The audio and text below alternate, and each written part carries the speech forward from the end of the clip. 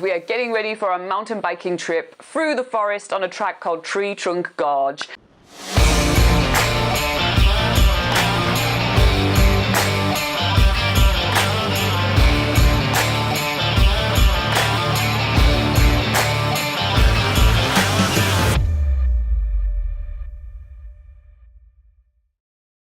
Previously on New Zealand's biggest gap year, day 308, part 1, we started our morning with an epic whitewater rafting on the Tongariro River. It was raging rapids and awesome team bondings, but we are not done today. We are now starting our next adventure of the day, which is mountain biking. Next on our action-packed itinerary today is mountain biking on the Tree Trunk Gorge Track. But before we hit that track, we take one last look at the Tongariro River and Tree Trunk Gorge itself. This is a section of the river I'm so glad we didn't do whitewater rafting on just moments ago. But anyway, after getting changed out of our whitewater rafting gear and into our dry clothes, we are getting onto the Tree Trunk Gorge Track. Our guide for this tour is called John. He's from Tongariro River Rafting. Yes, the same company that we just did river rafting with.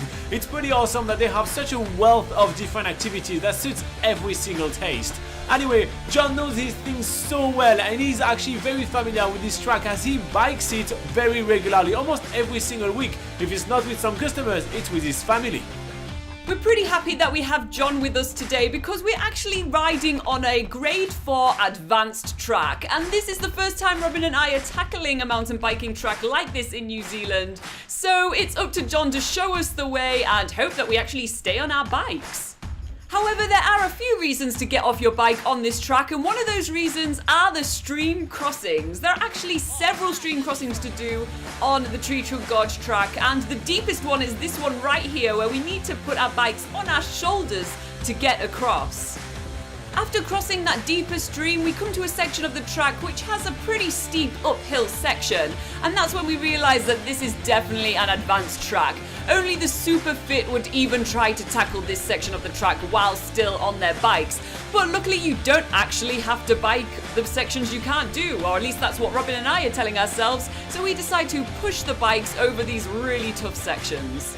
But what goes up must go down, and as soon as we arrive on top of that ridge, we are jumping back on our bike and start making our way downhill, and that's, to be honest, the most fun part of mountain biking.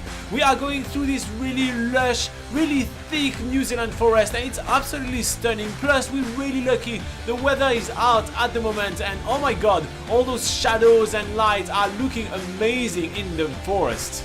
And this forest is actually quite exceptional because it's one of the oldest type of forest in New Zealand. It's a red beech forest, and the reason why we can tell it's a red beech forest is because there is all those kind of golden leaves scattered along the track. It looks absolutely awesome. This forest is part of the Kaimanawa Forest Park, which is located about 23 kilometers south of Turangi. And the town of Turangi is actually the town located at the south of Lake Taupo. Lake Taupo is New Zealand's largest lake, right in the center of New Zealand's North Island, and there is no way you're gonna miss it when traveling around New Zealand. So you are sure to pass there if you're traveling down the North Island. And there is many ways to explore this forest park. It's actually amazing. There is ton of different hiking tracks, there is ton of different mountain biking tracks, and the good thing is that because there are so many walking and biking tracks, there is something for every single level. So if you're traveling by yourself and are a professional mountain biker, you'll find some really grade 4 like this one, which are super hard and super fun. Or if you're traveling with a family and with small kids, you will find some really great, almost 0. They are so flat that you're going to be able to explore with them super safely. And one of the nearby tracks that's worth checking out if you're looking for something a little easier is the Tongariro River Trail. This is accessible from the town of Turangi itself, and it goes about 15 kilometers in a loop on a grade 2 gradient, meaning it's super easy, super cruisy, yet super fun. As for us, we're having a blast on the Tree Trunk Gorge track, and we even find a little stream where the water's so clear we can't resist filling up our water bottles. And while we're hanging out by the stream, we are visited by a couple of the locals, a little North Island robin and a tomtit, which are so cute and curious to come super close to us and check us out. And speaking of birds, while we're on a section of the track where we're going a little bit slower since it's too bumpy to bike on at the moment, we see a lot more birds in the forest, including the kereroo, which is the New Zealand native wood pigeon. It's super huge, and we also hear a lot of bird calls from tui, which have a really awesome sound when they're calling to each other. Once we get to another section of the track where it's nice and smooth to get back on our bikes, we are speeding off ahead right to the end of the Tree Trunk Gorge Track.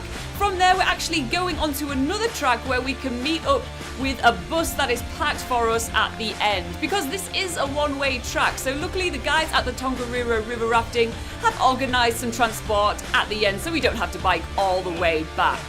Whitewater rafting and mountain biking is definitely the best way to experience the more adventurous side of Turangi. But we are going to be on the mountain bikes yet again tomorrow to explore more awesome mountain biking trails in the area, and especially in Ruapehu. Downhill sections, pushing sections, sections where you want to bike uphill but you can't because you don't have the strength or the stamina to do so. And that's where Robin and John just overtake me and I'm left pushing my bike uphill in a shameful manner, but what can I say?